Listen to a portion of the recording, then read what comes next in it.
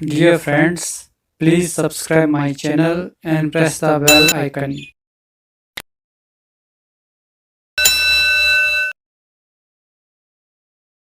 Friend, आज हम discuss करेंगे इंटरनेशनल मॉनेटरी फंड यानी अंतर्राष्ट्रीय मुद्रा कोष के बारे में। इंटरनेशनल मॉनेटरी फंड के बारे में जो हम डिस्कस करेंगे, introduction, history, objective and function, about IMF, structure of IMF, role of voting power and quota system and quota reform. उसके बाद हम करेंगे conditionality and structure adjustment programme और लास्ट में हम करेंगे इसकी आलोचना और मूल्यांकन। तो सबसे पहले हम बात करेंगे कि अंतर्राष्ट्रीय मुद्रा कोष क्या है। The International Monetary Fund is an organisation of 189 countries working to foster global monetary cooperation, secure financial stability, facilitate international trade, promote high employment and sustainable economic growth and reduce poverty around the world। यानी अंतर्राष्ट्रीय मुद्रा कोष 189 देशों का एक ऐसा संगठन है जो वैश्विक मौद्रिक सहयोग को बढ़ावा देने, वित्तीय स्थिरता को सुरक्षित करने, अंतर्राष्ट्रीय व्यापार की सुविधा, उच्च रोजगार और सतत आर्थिक विकास को बढ़ावा देने और दुनिया भर में गरीबी को कम करने के लिए काम कर रहा है।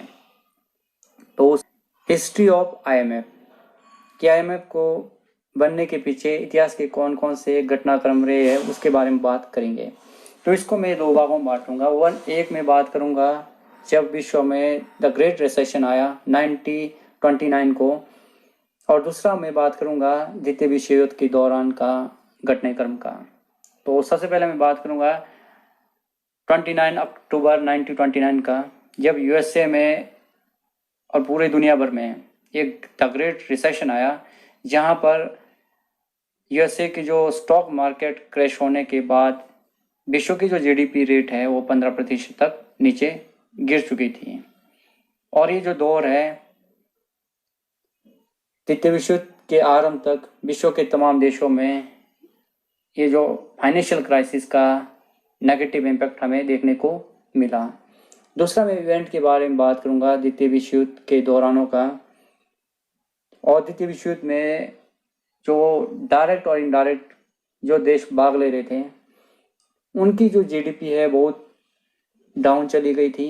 वहाँ पर बेरोजगारी और भुखमरी बहुत ज़्यादा बढ़ चुकी थी। और उसके बाद इसके परिणाम स्वरूप क्या हुआ, यूरोप और एशियाई के देशों को पुनर्निर्माण और विकास के प्रयास के लिए वित्त पोषण की आवश्यकता थी, कि उनका रिकंस्ट्रक्ट करना था और उनके लिए डेवलपमेंट की आवश्यकता थी।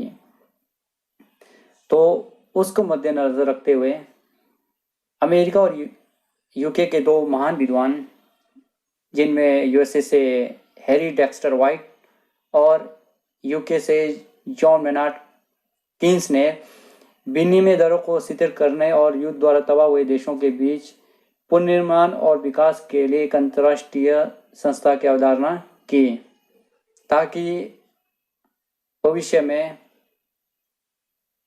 जो आर्थिक मंदी वाला जो दौर ना शुरू हो, अगर शुरू हो भी उससे किस तरह निपटना है, और जो द्वितीय विश्व युद्ध के दौरान जो समस्या खड़ी हुई थी तो उसके लिए, उसके पुनर्निर्माण के लिए अंतर्राष्ट्रीय पुनर्निर्माण विकास बैंक यानी वर्ल्ड बैंक और आईएमएफ की स्थापना एक साथ वर्ष 1944 में अमेरिका के न्यू हैम्पशायर में ब्रिटेन वुड्स सम्मेलन के दौरान हुई थी। ब्रिटेन वुड्स सम्मेलन की आधिकारिक तौर पर संयुक्त राष्ट्र मौद्रिक और वित्तीय सम्मेलन यानी United nation monitoring and financial conference के रूप में इसे जाना जाता है।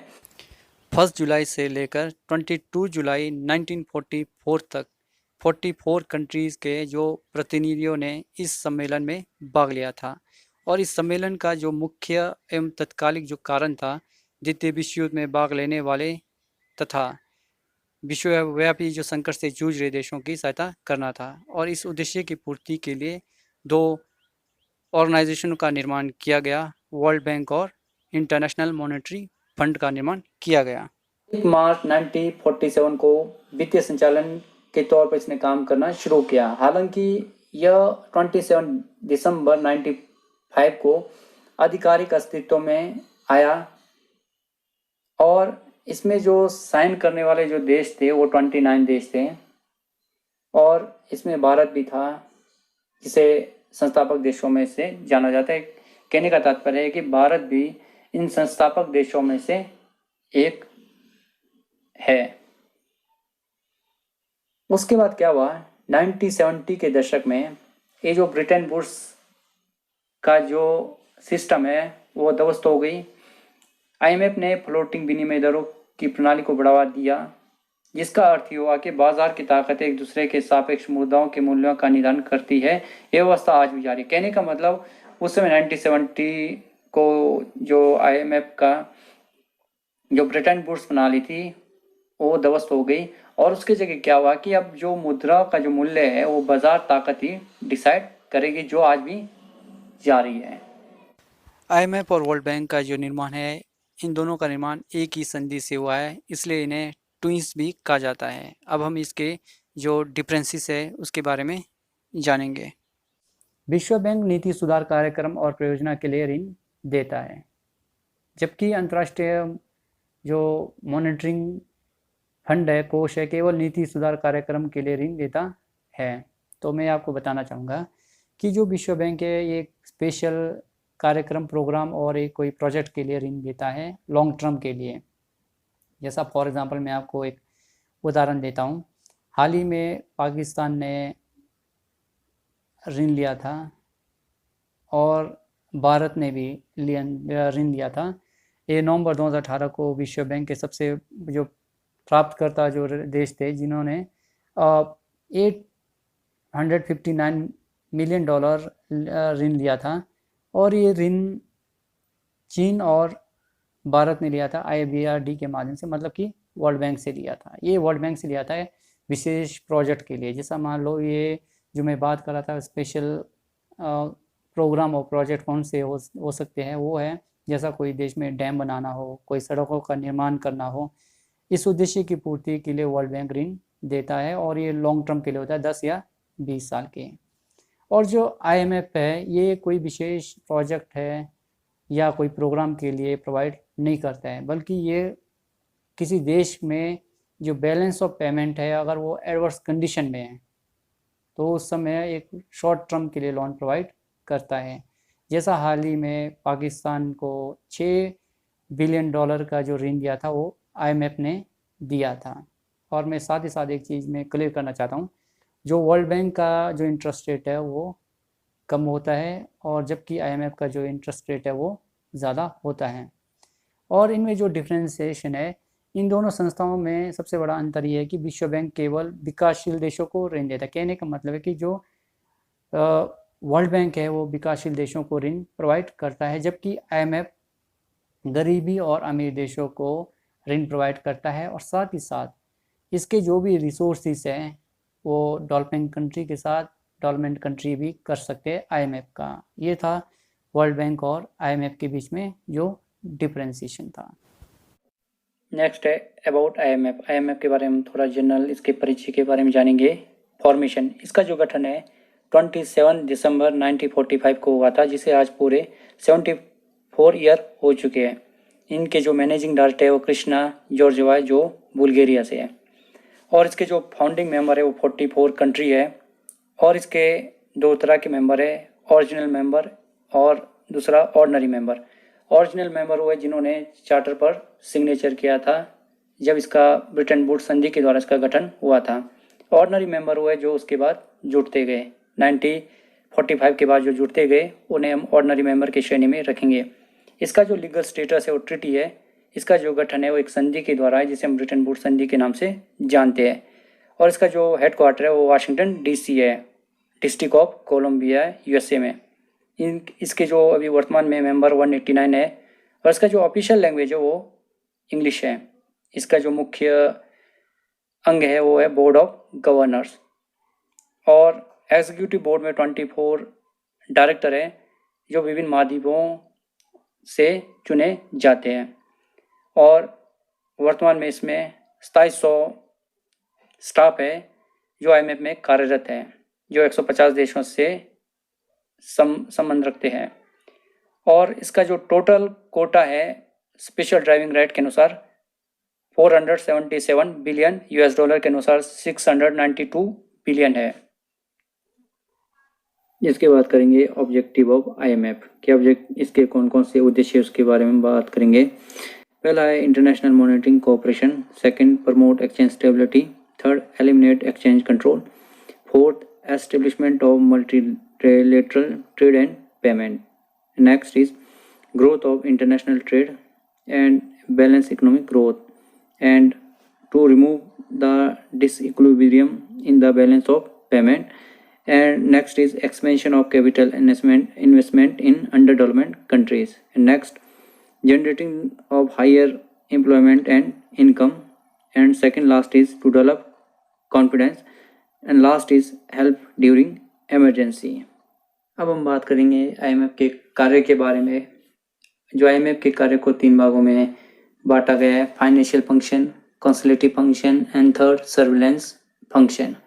तो सबसे पहले हम बात करेंगे फाइनेंशियल फंक्शन के बारे में। तो फाइनेंशियल जो फंक्शन है इसके अंतर्गत जिन देशों का balance of payment adverse condition में है और उन देशों को आईएमएफ लोन प्रोवाइड करती है। और ये जो लोन है वर्ल्ड बैंक के द्वारा, मैं आपको क्लियर करना चाहता हूँ कि जो लोन देने का कार्य आईएमएफ भी करता है और वर्ल्ड बैंक भी करता है। और जो वर्ल्ड बैंक के द्वारा जो लोन दिया जाता है वो एक डेवलपमेंट वर्क के लिए दिया जाता है संबंधित देशों को, और वो एक लॉन्ग टर्म के लिए होता है। वो डेवलपमेंट कार्य कौन से है, जैसा कोई डैम बनाना हो, कोई प्रोजेक्ट है उसको संपन्न करना हो, तो वर्ल्ड बैंक लोन देता है। और जो आईएमएफ है, आईएमएफ किसी डेवलपमेंट के लिए लोन नहीं देता है, बल्कि ये उन देशों को लोन प्रोवाइड करता है जिनका जो बैलेंस ऑफ पेमेंट है वो एडवर्स कंडीशन में है। फॉर एग्जांपल मैं आपको एक उदाहरण देता हूँ। जैसा पाकिस्तान ने ईरान से तेल ले लिया है करोड़ों का, बट प्रॉब्लम ये है कि उसके पास जो इंपोर्ट किया गया है, जो उसने तेल लिया है, बट उसे पैसा देने के लिए उसके पास खजाने में पैसा ही नहीं है। तो इस कंडीशन में वो क्या करेगा, तो आईएमएफ से लेगा। जैसा कि हाल ही में अभी 6 बिलियन डॉलर का जो कर्ज है वो पाकिस्तान ने ले लिया है। कहाँ से लिया, वो आईएमएफ से लिया है। तो ये फाइनेंशियल फंक्शन है आईएमएफ का। सेकंड है कंसल्टेटिव फंक्शन। ये फंक्शन के अंतर्गत क्या है कि अक्षय नीति संबंधी सलाह देती है। कहने का मतलब जिन देशों का जो जीडीपी रेट मान लो नीचे जा रहा है और उसे किस तरह मेंटेन करना है, और इन सेक्टरों को ज़्यादा से ज़्यादा काम कराने के लिए वो एडवाइस कर सकता है।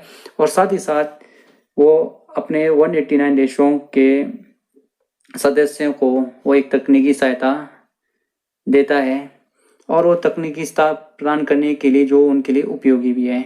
और वो कौन सी तकनीकी सहायता ये 2 तरीके से प्रदान की जाती है। पहले क्या है कि पहले सदस्य देशों को अपने विशेषज्ञ और विशेषज्ञों की सेवा प्रदान करती है। कहने का मतलब विशेषज्ञ और विशेषज्ञों की सेवा प्रदान करते हैं। उसके बाद जो दूसरी बात यह है कि जो बाहर के विशेषज्ञों को भेजकर वो 2 तरह के विशेषज्ञ, मतलब 2 तरह के इसके भाग उन्हें दिया जाता है। कौन कौन से, केंद्रीय बैंक सेवा विभाग और राजकोषीय मामलों के विभाग के सदस्यों को विशेषज्ञ भेज के उन्हें एक्सपर्ट किया जाता है। तो ये कार्य कंसल्टेटिव फंक्शन आता है आईएमएफ का। थर्ड है सर्विलांस। इसके अंतर्गत क्या है कि जो आईएमएफ है एक निगरानी की तरह कार्य करती है। ये वर्ल्ड लेवल पे और जो नेशनल लेवल पे ये मौद्रिक प्रणाली की देखरेख करता है 189 देशों का, उनके आर्थिक और वित्तीय नीतियों का पूरी तरह से निगरानी करता है। और इस प्रक्रिया के हिसाब से के रूप में जो वैश्विक स्तर पर और व्यक्तिगत स्तर दोनों स्तर पर ये कार्य करता है। और ये आईएमएफ की स्थिरता के लिए ये जो संभावित जो जोखिमों पर प्रकाश, मतलब कि जो प्रॉब्लम आने वाले हैं कि किस देश में क्या क्राइसिस आने वाले हैं और उसको किस तरह मेंटेन करना है, इसके ऊपर कार्य आईएमएफ के द्वारा समय समय पर किया जाता है।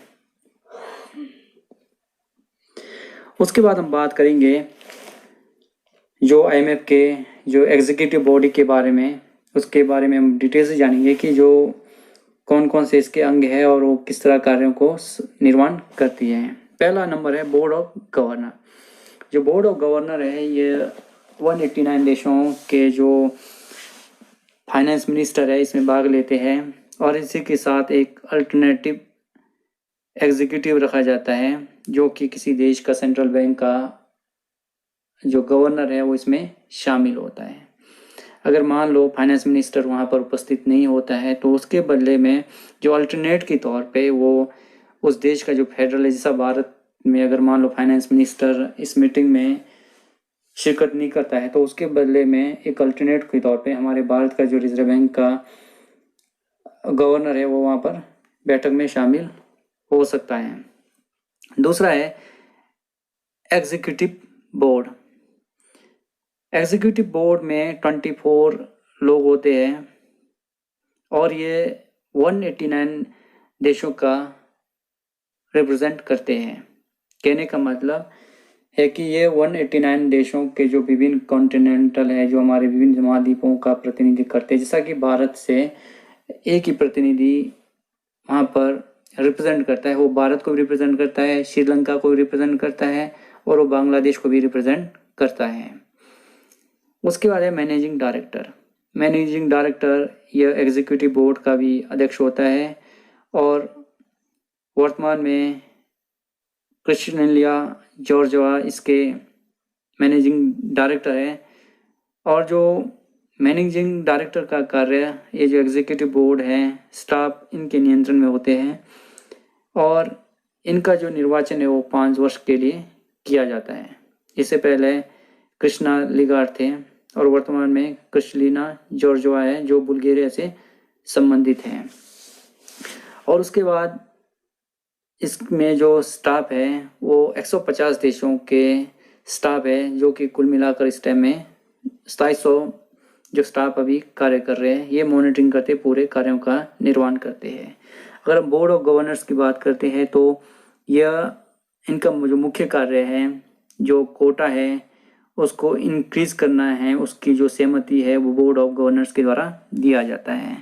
और इसके साथ साथ ये जो न्यू सदस्यों को इसमें जोड़ना है या किसी को इससे एलिमिनेट करना है, ये सारा का सारा कार्य करने का कार्य बोर्ड ऑफ गवर्नर्स का है। और इनका एनुअल में एक मीटिंग होना अनिवार्य है। और मैं साथ ही साथ एक ज़रूर कहना चाहूँगा मैनेजिंग डायरेक्टर के बारे में। जब से वर्ल्ड बैंक और IMF का गठन हुआ था तो ये एग्रीमेंट में ये डिसाइड किया गया था कि जो वर्ल्ड बैंक का जो अध्यक्ष होगा वो अमेरिका का होगा और IMF का जो भी मैनेजिंग डायरेक्टर होगा वो यूरोप से होगा। तो इस समय कृष्णा जो जॉर्ज है वो यूरोप से है, वो बुल्गारिया से संबंधित है। तो ये था गवर्नेंस स्ट्रक्चर का। उसके बाद हम बात करते हैं सोर्स ऑफ फंड कि IMF में सोर्स क्या है फंड का, और उसको मैंने 2 भागों में यहाँ पर आपके बारे में बताऊंगा, इसके एक एक बारे में कि कोटा क्या है और वो कोटा के बाद जो लोन का क्या रोल है इसमें, इसके बारे में विचार करेंगे। तो सबसे पहले हम बात करेंगे कि कोटा क्या है और वो कोटा को किस तरह आगे कार्य को निर्माण किया जाता है। IMF कोटा आधारित संस्थान है। कोटा वैश्विक अर्थव्यवस्था में देश के आकार को दर्शाता है और ये साथ ही साथ कोटा मतदान शक्ति का निदान भी करता है। यदि कोई देश लोन लेता है तो उसे जो इंटरेस्ट IMF को देना पड़ता है वो इंटरेस्ट कोटा धारक देशों के मध्य उसका वितरण होता है। और प्रत्येक देश के पास अपना बुनियादी वोट होता है और ये SDR के आधार पर कुछ देशों को अतिरिक्त वोट मिले हैं। और जो वोट शेयर में जो सबसे जो ज़्यादा जो इसका मुख्य कार्य है, किसी भी कोटा में परिवर्तन करना है तो उसमें 85% वोट की आवश्यकता होती है। तो अगर इस टाइम हम बात करें तो सबसे ज़्यादा जो वोटिंग राइट का जो शक्ति है वो अमेरिका के पास है 70.52 और जापान की बात करते हैं तो 6.15 है और इंडिया की हम बात करते हैं 2.64 है और इंडोनेशिया की हम बात करें 0.98 है। अगर हम बात करते हैं कि IMF में जो कोटा सिस्टम को किस तरह इंक्रीज किया जा सकता है तो इसके बारे में बात करेंगे। जब कोई देश IMF का सदस्य बनता है तो उसे ऑटोमेटिकली 215 वोट उसे प्राप्त होते हैं यदि उसे अपने वोटिंग शक्ति को बढ़ाना है या उसमें बढ़ोतरी करना है तो उसे 1 लाख SDR IMF में जमा करना पड़ता है, तो उसे मात्र एक वोट प्राप्त होगा। वो जितना SDR जमा करता है IMF में उस हिसाब से उसे वोटिंग राइट प्राप्त होगा। यदि भारत को भी अपने वोटिंग राइट में इंक्रीज करना है तो उसे 96 लाख रुपए SDR के तौर पे IMF में जमा करना पड़ेगा और भारत को मात्र एक वोट प्राप्त होगा। और अगर बात करते हैं हम कि किस तरह SDR इंक्रीज करने के लिए कौन कौन से करंट कोटा फॉर्मूला है, जो वेटेज है या एवरेज निकाला जाता है, उसके बारे में बात करेंगे। पहला बात करेंगे GDP का, उसमें 15% होना चाहिए। और ओपननेस की अर्थव्यवस्था कितना ओपन है, उसमें उसका जो वेटेज है वो 30% है। और इकोनॉमिक वेरिएबिलिटी की इकोनॉमिक समय के अनुसार कितना चेंज किया जा सकता है, उसका कितना है 15% है।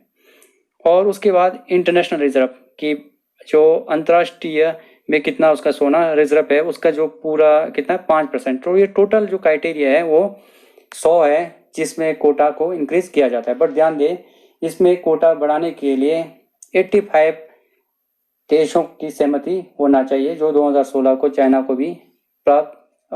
को भी दिया गया है।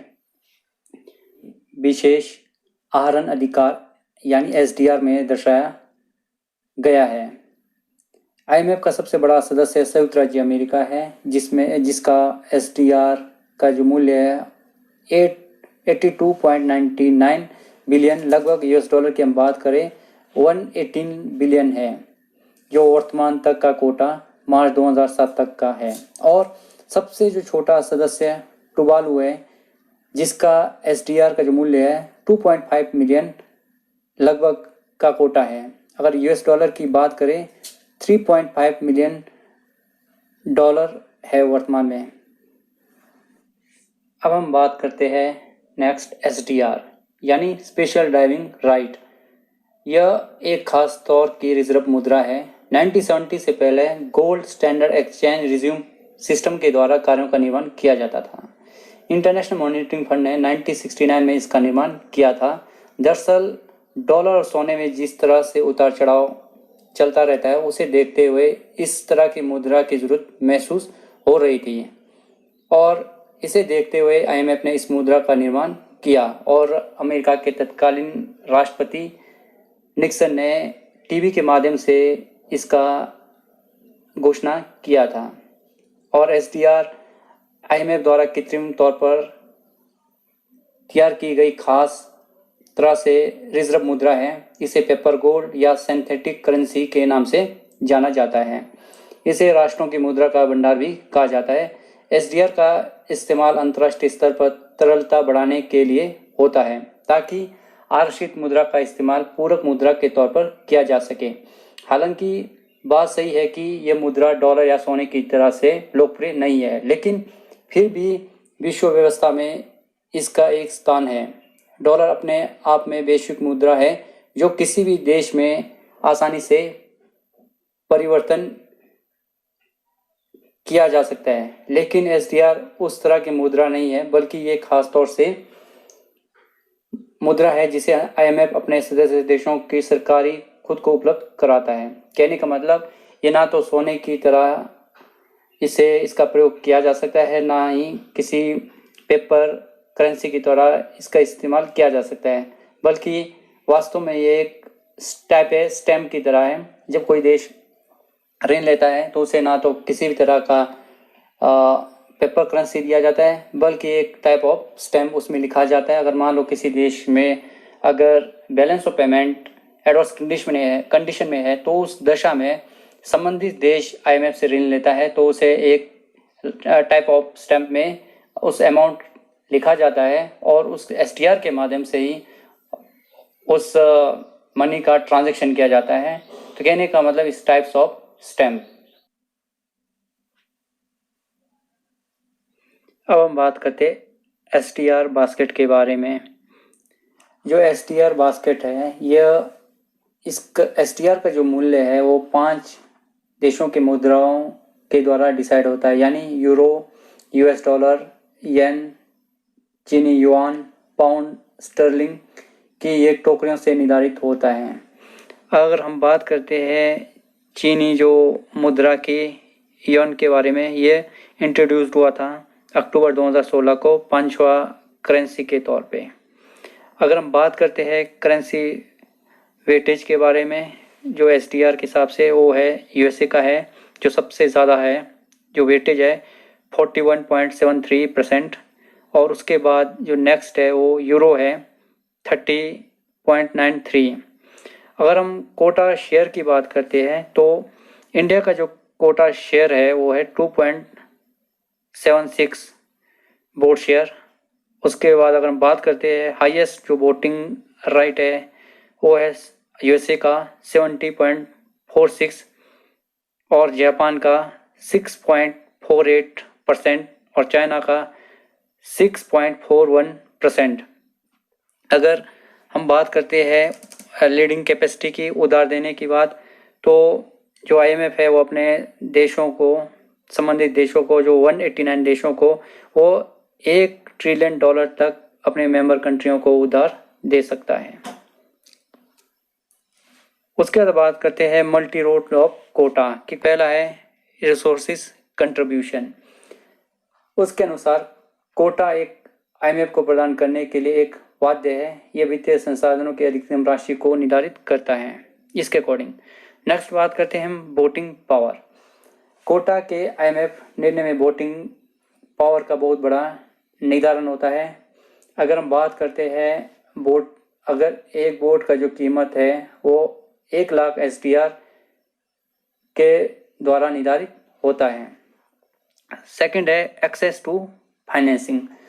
सामान्य पहुंच के तहत IMF से एक सदस्य को वित्त पोषण की अधिकतम राशि प्राप्त हो सकती है। सेकंड है SDR एलोकेशन। कोटा एक SDR के सामान्य आवंटन में सदस्य के हिस्सों का निर्धारण करता है। कहने का मतलब कि जो ये कोटा है वो सदस्यों के शेयर के आधार पे ही, उसके जो वोटिंग राइट के आधार पे ही वो उन्हें प्राप्त होता है, उन्हें डिस्ट्रीब्यूट किया जाता है।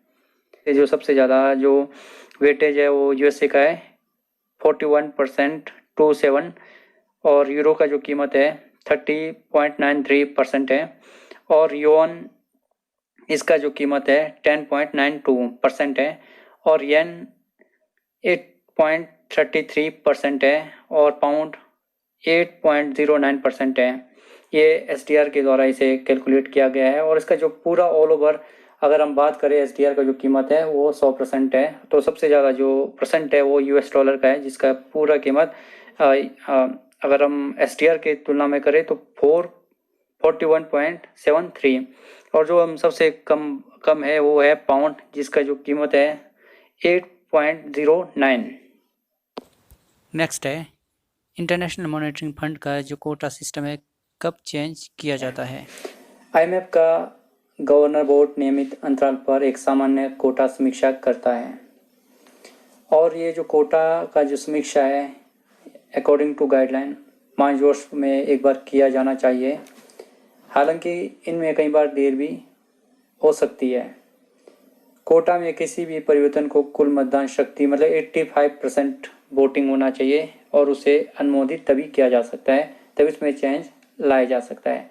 अभी हाल ही में आपने देखा 2016 मार्च को चाइना का जो 5वां करेंसी IMF में जोड़ा गया था, तो ये 85% लोगों के बहुमत के द्वारा हुआ था और साथ ही साथ और एक सदस्य का अपना कोटा उसकी सहमति के बिना नहीं बदला जा सकता। मतलब कि जो भी चेंज लाना है ये किसी एक व्यक्ति के या किसी कंट्री के इच्छा पे निर्भर नहीं करता, बल्कि ये 85% लोगों के कंसेंट पे, इसे सहमति के आधार पे ही इसे अनुमोदित और इसको पास किया जा सकता है, तभी इसको चेंज किया जा सकता है। और ये हमने पढ़ लिया कि कौन कौन से देश के पास कितना वोटिंग राइट है। सबसे पहला यूनाइटेड स्टेट हमने बात कर लिया, जापान, जर्मनी, फ्रांस और UK, ये से देश है जिनके पास सबसे ज़्यादा वोटिंग राइट है। अब हम बात करते हैं अभी वर्तमान में चाइना को भी इसमें शामिल किया गया, जो अभी लार्जेस्ट थर्ड इसमें अभी चाइना है।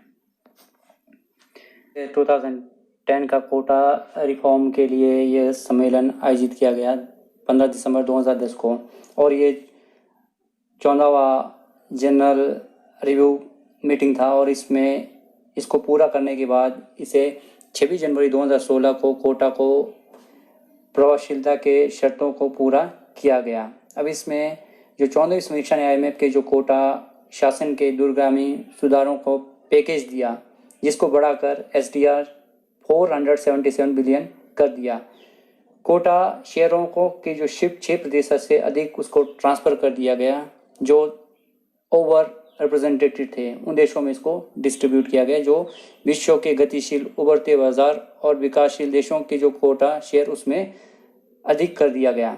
और साथ ही साथ जो गरीब देश थे उनका जो कोटा में किसी भी तरह का चेंज नहीं किया गया, बल्कि उनके जो कोटा थे उसको यथास्थिति रखा गया। और साथ ही साथ भारत, चीन, ब्राज़ील, रूस जैसे उभरती हुई अर्थव्यवस्था के प्रतिनिधित्व को बढ़ावा दिया, ताकि उनका एक रिप्रेजेंटेशन मिल सके, उनकी शक्तियों को बढ़ा दिया जा सके। और सुधार के तहत पहली बार जो IMF के जो कार्यकारी बोर्ड में पूरी तरह से निर्वाचित करने का पूरा प्रावधान किया गया, जो बोर्ड ऑफ डायरेक्टर होते हैं, जिसमें 24 सदस्य होते हैं। पहले क्या होता था, इसमें 7 देश के जो सदस्य पूरी तरह से वो रिजर्व होता था। अब क्या हुआ, वो भी निर्वाचित किए जाएंगे। नेक्स्ट है लोन।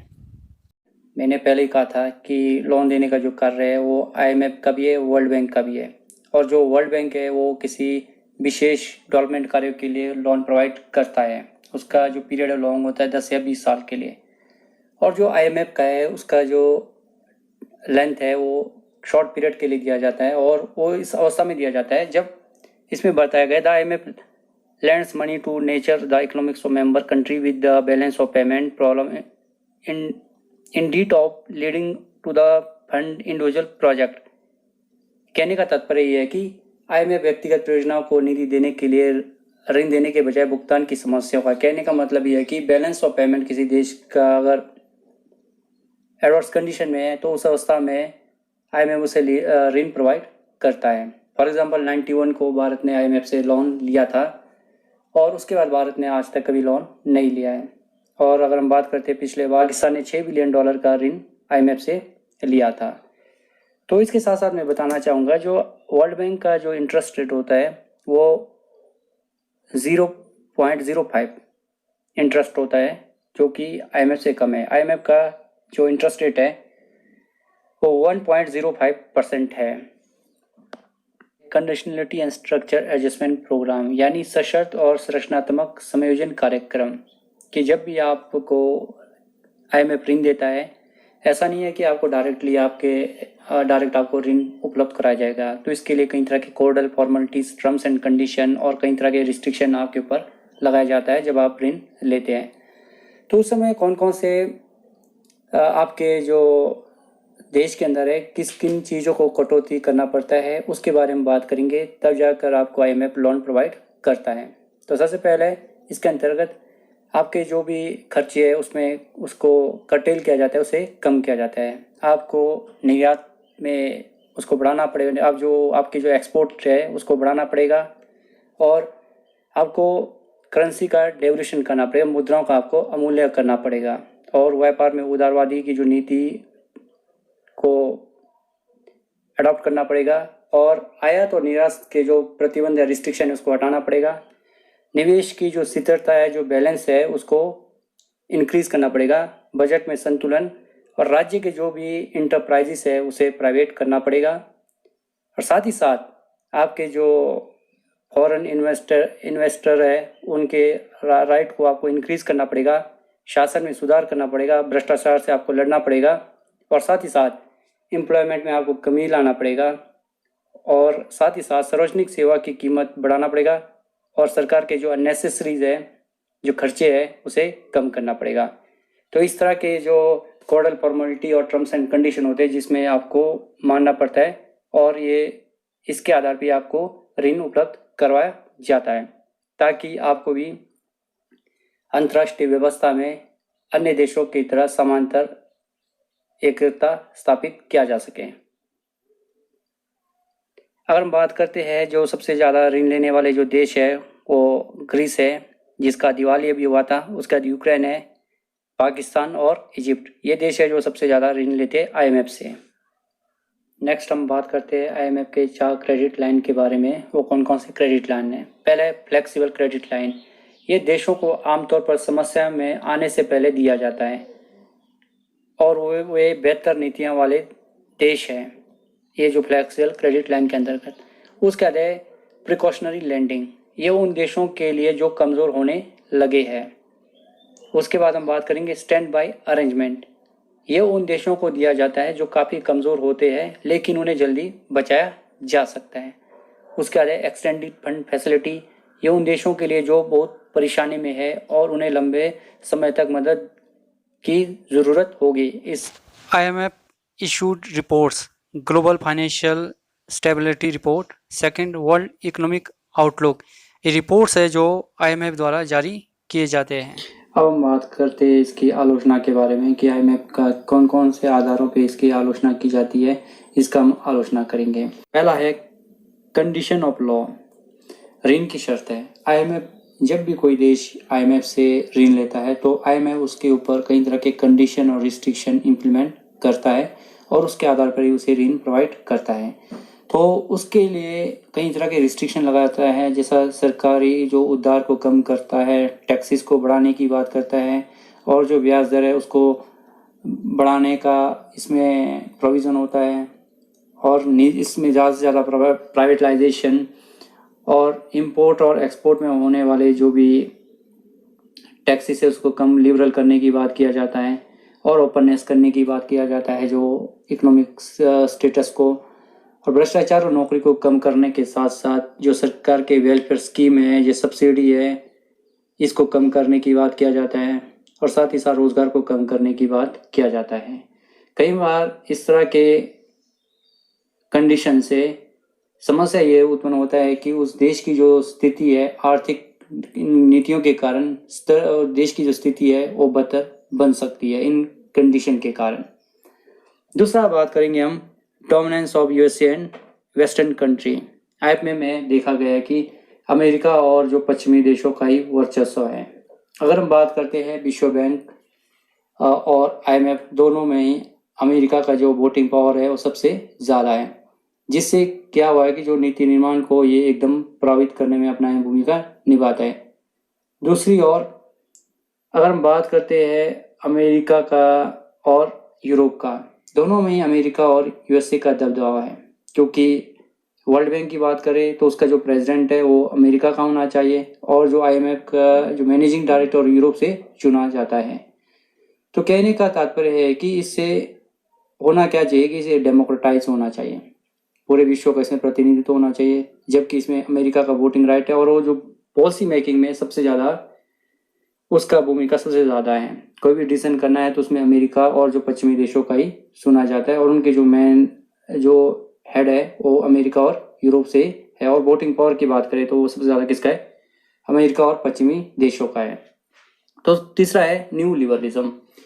ये न्यू लिबरलिज्म जो नव उदारवाद की नीति को हम अगर बात करें इस परिप्रेक्ष्य में कि ये किस तरह प्रमोट करता है। जब भी कोई देश अगर ऋण लेता है तो उसे कई तरह के रिस्ट्रिक्शन से गुजरना पड़ता है, जैसा कि सरकार के कोई सब्सिडी है उसे कम किया जाता है और जो वेलफेयर के जो कार्य कम करने की बात किया जाता है और बाजारी जो व्यवस्था को ओपननेस और ज़्यादा से ज़्यादा प्राइवेटाइजेशन की बात किया जाता है, जिस कारणवश हम ये कह सकते हैं कि जो आईएमएफ है वो नव उदारवादी प्रक्रिया को ज़्यादा बढ़ावा दे सकता है, क्योंकि इसमें रोजगार को कम करने के साथ साथ सरकार के जो भी कार्य है उसको कम करने की बात किया जाता है। मतलब कि सरकार का जो रोल है स्टेट के लिए वो कम करने की बात किया जाता है, जो कहीं ना कहीं नव उदारवाद को बढ़ावा देता है।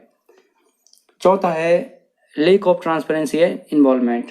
इसमें देखा गया है कि इसमें जो खासकर दबदबा पश्चिमी देशों का है और अमेरिका का है और इसमें पारदर्शिता का भी अभाव है और भागीदारी का भी, क्योंकि इसमें सबसे जो वोटिंग पावर है या कोटा की जो बात की जा रही है वो सबसे ज़्यादा अमेरिका और पश्चिमी देशों का है।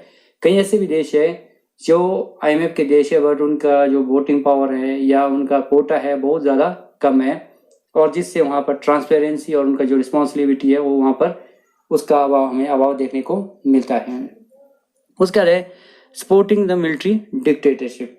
कई बार आरोप लगाया जाता है कि आईएमएफ ने, हम बात करते हैं आईएमएफ ने ब्राज़ील और अर्जेंटीना के जो सैन्य तानाशाही का समर्थन किया है और जैसा कि 1960 में कास्टेलो बैंकों ने IMF फंड को अन्य देशों से इनकार कर दिया। कहने का मतलब ये आरोप लगाया जाता है कि ब्राजील और अर्जेंटीना में IMF ने तानाशाही सरकारों का समर्थन किया था, उससे आज भी इसका आलोचना किया जाता है। और उसके बाद है IMF पॉलिसी काउज अनइम्प्लीमेंट पुअर सफर मोस्ट। कहने का मतलब जो IMF के जो भी कार्य है या हम बात करते हैं लोन से रिलेटेड, तो इसमें वही देश सफर करता है जो गरीब देश है, क्योंकि गरीब देश इसमें लोन लेता है और उसके ऊपर कई तरह के रिस्ट्रिक्शन लगाता है। जब ये रिस्ट्रिक्शन लगाया जाता है उसे उसके हिसाब से उस देश की जो स्थिति है, कई बार देखा गया है उस देश की स्थिति उस दयनीय स्थिति हो गई है, क्योंकि वहाँ पर एक तो रोजगार के अवसर कम किए जाते हैं, प्राइवेटाइजेशन ज़्यादा किया जाता है और सरकार के द्वारा दी जाने वाली जो एड है वो कम किया जाता है, टैक्सेस ज़्यादा लगाया जाता है और जो ब्याज दरों को ऊंचा कर दिया जाता है। तो उसकी जो स्थिति है उस देश की स्थिति बदतर हो सकता है और ख़ासकर ये इससे अनएम्प्लॉयमेंट का सबसे ज़्यादा यहाँ बढ़ोतरी होता है, क्योंकि यहाँ पर एम्प्लॉयमेंट को कम करने की बात की जाता है और प्राइवेट सेक्टर को ज़्यादा बढ़ावा देने की बात की जाता है। इस आधार पर इसकी आलोचना की जाती है। The managing director of the IMF as well as citizen of Europe. कहने का मतलब कई बार आलोचना किया गया है कि खासकर IMF और वर्ल्ड बैंक में अमेरिका का दबदबा है और मैनेजिंग डायरेक्टर जो कि IMF का जो मैनेजिंग डायरेक्टर है वो यूरोप का नागरिक होना चाहिए, क्योंकि ये देशों का ही दबदबा है, क्योंकि वो वर्तमान में जो IMF में 189 देशों के प्रतिनिधि है जो विभिन्न कॉन्टिनेंटल या विभिन्न महाद्वीपों से संबंधित है। आज भी ये जो भी दोनों संस्थानों में अमेरिका और यूरोप का ही दबदबा है और होना क्या चाहिए कि ये जो विभिन्न कॉन्टिनेंटल से चाहे वो वर्ल्ड बैंक का अध्यक्ष हो या IMF का मैनेजिंग डायरेक्टर हो, वो विभिन्न महाद्वीपों से चुना जाना चाहिए, जिससे कि सारे को एक प्रतिनिधित्व मिलना चाहिए, ना कि इन दोनों संस्थाओं पे अमेरिका और यूरोप का जो हेजमनी है वो ना हो।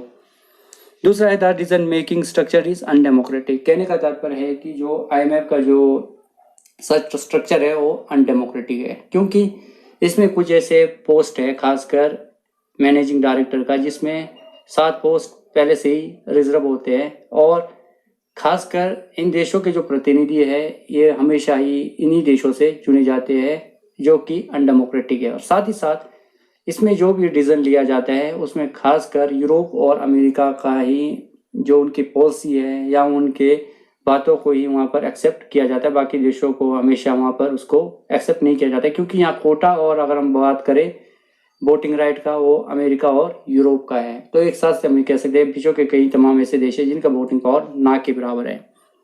उसके है IMF does not adequate the monetary impact of the addition of the poor. कहने का तात्पर्य है कि जो खासकर गरीब देश है उनके जो डिसीजन है या उनके जो निर्णय है उनको हमेशा मॉनिटरिंग नहीं किया जाता, क्योंकि ये इसलिए है क्योंकि ये माना जाता है कि कई बार ये भी आरोप लगा है कि इन देशों के जो भी निर्णय है उसे देखा नहीं जाता।